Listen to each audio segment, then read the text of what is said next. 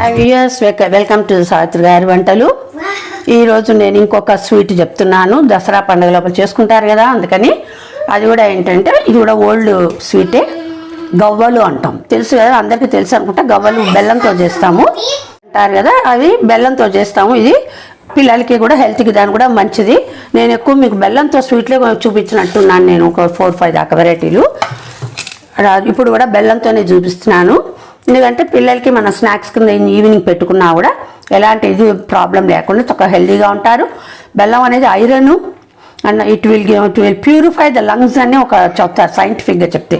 బెల్లం తింటే కనుక మన లంగ్స్లో ఉండే ఈ మాయిశ్చర్ ఉంటుంది కదా, ఫ్లమ్ అంటాం కదా, అది కూడా లాగేస్తుంది అంటారు. అందుకని ఎస్పెషల్లీ ఈ వింటర్లో ఎక్కువ మనం బెల్లం వంటలు తింటే మంచిది అని పాతకాలం శాస్త్ర ప్రకారం చెప్తూ ఉంటారు.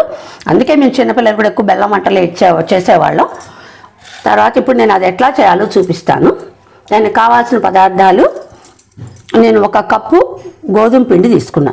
1 కప్ అంటే ఇది ప్యాకెట్గా చెప్పాలంటే 1/2 కిలో ఉంటుంది.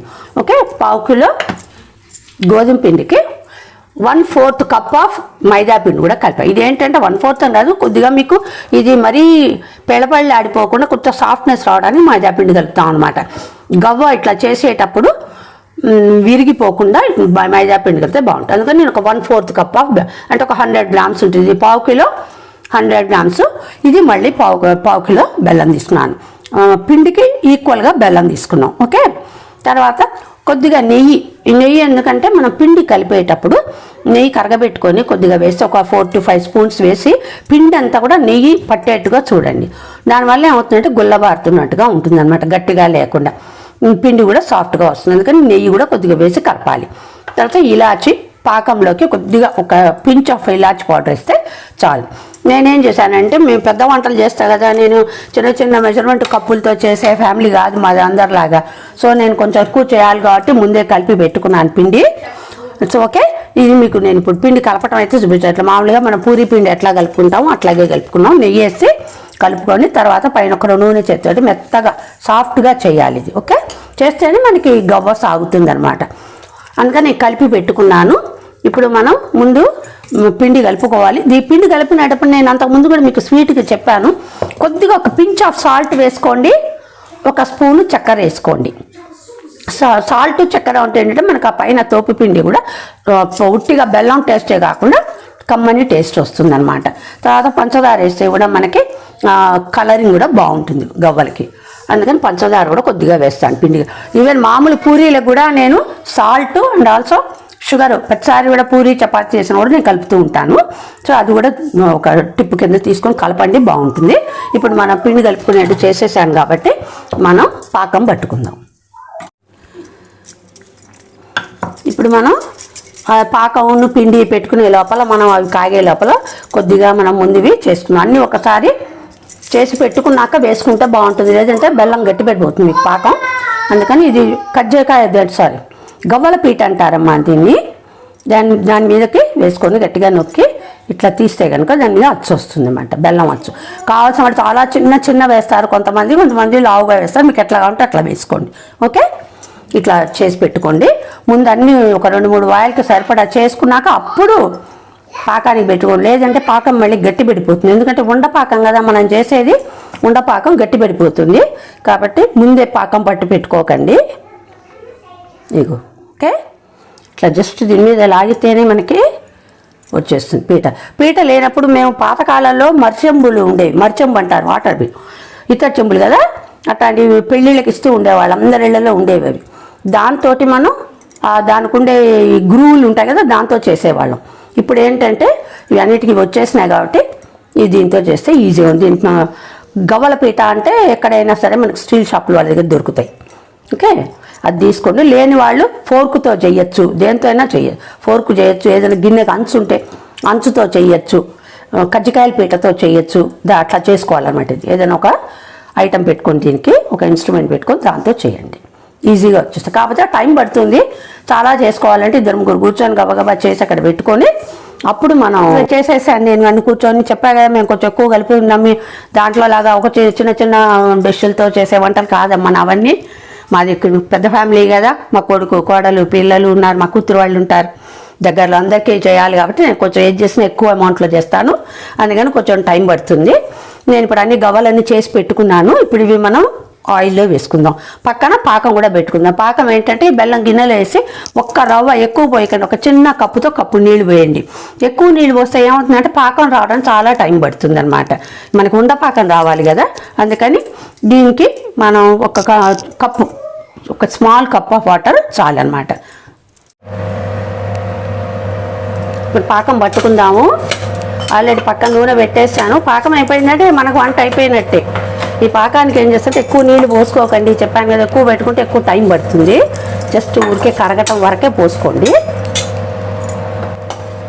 పాకం అయ్యాక ఆఫ్ చేసేయండి, లేదంటే అవుతుందంటే ముదురు పాకం పడిపోతుంది. అందుకని ఆఫ్ చేసుకొని ఈ లోపల అక్కడ వేసుకొని అవుతుండగా ఇందులో పడేసుకోండి.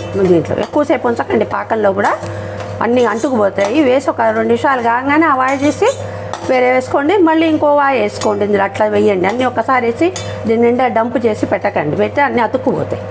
ఓకే, అది ఇక ఇలాచి పొడి వేసేసి ఇంకా పాకం కింద ఆఫ్ చేసుకున్నాను. చిక్క పడిపోయింది కదా, ఇక చూడండి వేయంగానే ఒక చోటికి వచ్చేసింది, చూసారా ఇట్లా.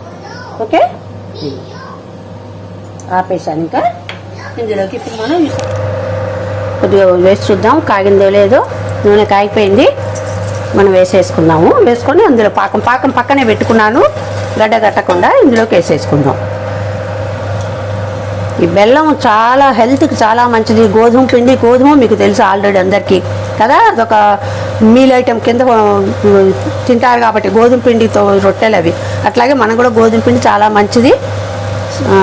ఇందులోకి బెల్లం వేయటం వల్ల కూడా మనకి చాలా ఆరోగ్యానికి కూడా మంచిది. ఎందుకంటే బెల్లంలో మనకి ఐరన్ ఉంటుంది, అన్ని B12లో ఉండే మినరల్స్ అన్నీ ఐరన్లో ఉంటాయి. మరి బెల్లంలో ఉంటాయేమో ఐరన్, కాల్షియము, మెగ్నీషియము, ఇవన్నీ కూడా ఇందులో ఉంటాయి.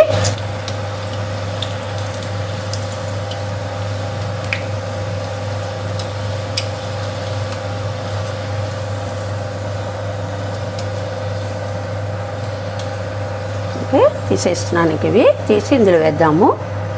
ఇందులో రెబాఫ్లోవిన్ అని ఇంకొక కెమికల్ కూడా ఉంటుందమ్మా, అది కూడా చాలా మంచిది ఒంటికి. ఇంకొక వాయేద్దాం.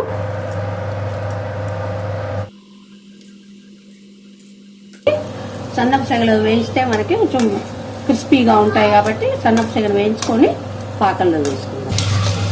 గోల్డెన్ బ్రౌన్ రాగానే తీసేసి అందులో వేయండి, అప్పుడు అది పీల్చుకుంటుంది. ఒక 2 వాయిలు వేసేసాక వీటిని తీసేసి విడిగా పెట్టుకోండి. ఓకే,